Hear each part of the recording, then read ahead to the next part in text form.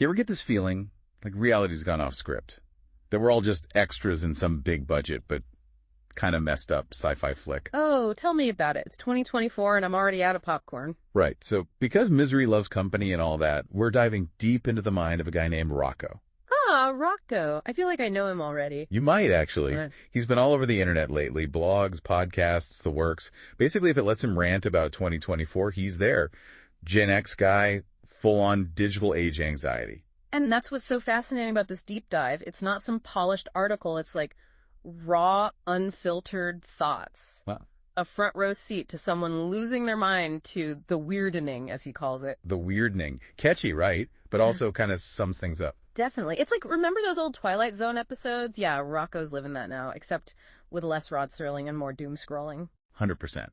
And he's documenting it all in excruciating, often hilarious detail. Which is where we come in. Think of us as, like, cultural anthropologists, except instead of digging through ancient ruins, we're sifting through blog posts and voice memos, trying to piece together what it all means. And maybe answer the burning question. Is Rocco a total outlier? Or is he just a few steps ahead of the rest of us on the crazy train? Right. Because let's face it, haven't we all had those moments where we look around and think, this can't be real life, right? Okay, before we get too meta, let's ground this thing. Who eyes Rocco exactly, besides a guy with a flair for dramatic phrasing? So from what we can gather, he's this Gen X everyman, divorced, a little disillusioned, grappling with aging, and that whole where did my life go thing. The classic midlife crisis, but with added global turmoil as a bonus. Exactly. But instead of buying a sports car, he moves to Thailand. Pattaya, to be precise. Pattaya. Okay, that's a choice. I mean, I've heard stories. Oh, yeah. Not exactly known for its tranquility and quiet reflection. More like, well, let's just say it's a sensory overload. Which, knowing Rocco's anxieties, seems like adding fuel to the fire. Right. But that seems to be a recurring theme with this guy. He's drawn to the chaos, even as he's trying to escape it. So he's in Thailand, surrounded by, well, everything Pattaya has to offer. And that's when this weirdening thing really takes hold. Yeah, it's like the more immersed he gets in this unfamiliar environment, the more he starts to see these, let's call them patterns in the world around him. Natural disasters getting crazier, technology going haywire, social media melting down. It all feeds into this idea that things are accelerating towards some kind of breaking point. And this is where his writing goes from slightly paranoid to full-blown, the aliens are coming and they're bringing bad Wi-Fi territory. Pretty much. And he backed it up with this whole theory about something called novelty theory, which basically says that time isn't linear. It's like a wave building toward a peak of maximum strangeness. And guess what? Rocco thinks we're about to hit the crest of that wave. Okay, that's either brilliant or bonkers. Or maybe a bit of both. Exactly. And that's what makes this so intriguing. We're not just unpacking someone's personal anxieties here. We're exploring a worldview that's becoming increasingly relevant in a world that feels, well, increasingly weird. So is the weirdening just a clever turn of phrase? Or is Rocco onto something? Let's delve into the nitty-gritty and find out. So, we've been talking about Rocco and his whole weirdening thing.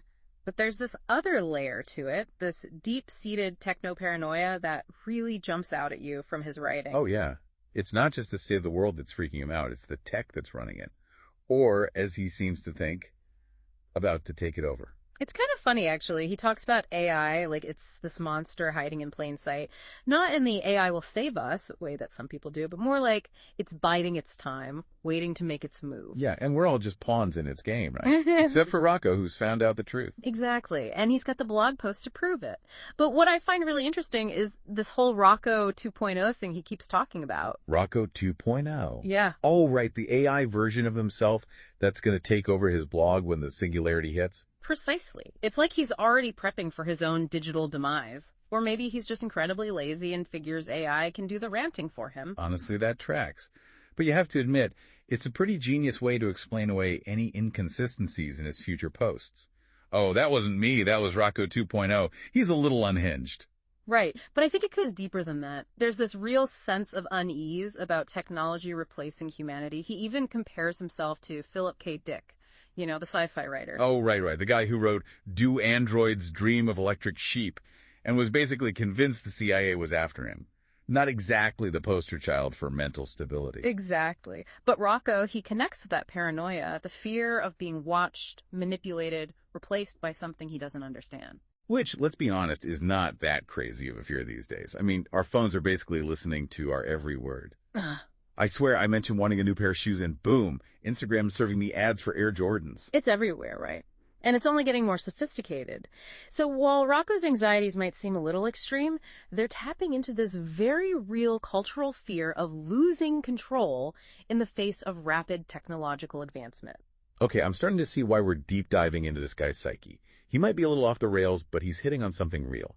So how does all of this tech paranoia play out in his day-to-day life in Pattaya? I mean, you'd think being in Thailand would be a good excuse to unplug, disconnect, find some peace. You'd think so, right? But this is Rocco we're talking about. If anything, being surrounded by all the sensory overload of Pattaya seems to amplify his anxieties. He starts talking about EMPs, solar flares, those black swan events that could wipe out technology and send us spiraling back to the Stone Age. Oh no, he's not one of those prepper guys, is he? Well, let's just say he's not stockpiling toilet paper, but he is talking about Faraday cages and off-grid survival skills.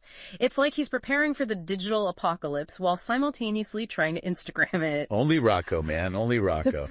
But okay, so he's anxious about tech, prepping for the end of the world as we know it. Is there any method to the madness? That's the million-dollar question, isn't it? And this is where things get really wild. Because Rocco, he starts seeing connections everywhere. Like he's piecing together a giant conspiracy board in his head. Oh, this should be good. What kind of conspiracies are we talking about? We're talking cryptoids, clockwork elves, some shadowy organization called the Black Eye Club. It's a whole thing. Okay, now I'm convinced he's just messing with us. I thought so too at first. Okay. But the more you read his stuff, the more you realize he's deadly serious. And that's where it gets really interesting. Because it's not just about the conspiracies themselves, it's about what they represent. Which is? The search for meaning in chaos. Rocco's looking for answers, for an explanation for why the world feels so unhinged.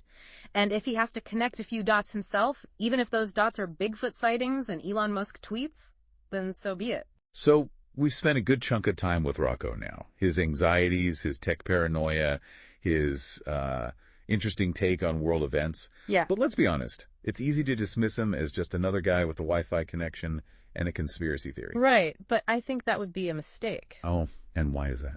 Because, as out there as Rocco can be, there's something undeniably human about his struggle. He's trying to make sense of a world that feels increasingly chaotic, unpredictable, even a little scary. Yeah. And who among us hasn't felt that way at some point? True. It's just most of us don't have a blog dedicated to our existential dread.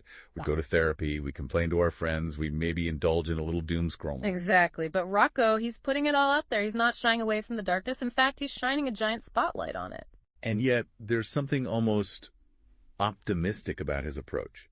He's not just wallowing in despair, he's actively trying to make sense of it all, prepping for the apocalypse, building his own narratives, connecting the dots, even if those dots are a little unconventional. Right. It's like he's saying, okay, the world might be weird, but I'm going to meet that weirdness head on with a laptop and a healthy dose of dark humor. And that's the thing about Rocco, isn't it? He's funny, like laugh out loud funny. Even when he's talking about the impending AI takeover or the global chip shortage, there's this wit, this self-awareness that makes it impossible to take him too seriously. Exactly. And that humor is important. It's a defense mechanism, sure, but it's also a way of connecting with others, of saying, hey, I'm scared too, but let's find a way to laugh about it together, because sometimes laughter is the only way to deal with the absurdity of it all. So if we're looking for a lesson in all of this, maybe it's that it's okay to embrace the weirdness, to find humor in the chaos, and to remember that we're not alone in feeling a little bit unhinged by it all. Precisely. And maybe, just maybe, by sharing our anxieties, by connecting with others who get it, we can start to build a more resilient, more adaptable, and maybe even a little bit funnier future. One blog post, one podcast rant, one deep dive at a time. Well said. And on that note, we're signing off. But before we go, we'd love to hear your thoughts. How are you navigating the weirdness of 2024? Are you a Rocco in the making, or are you finding your own unique way to cope? Share your stories, your anxieties, your coping mechanisms. Let's have a laugh together. After all, it's a weird, weird world out there.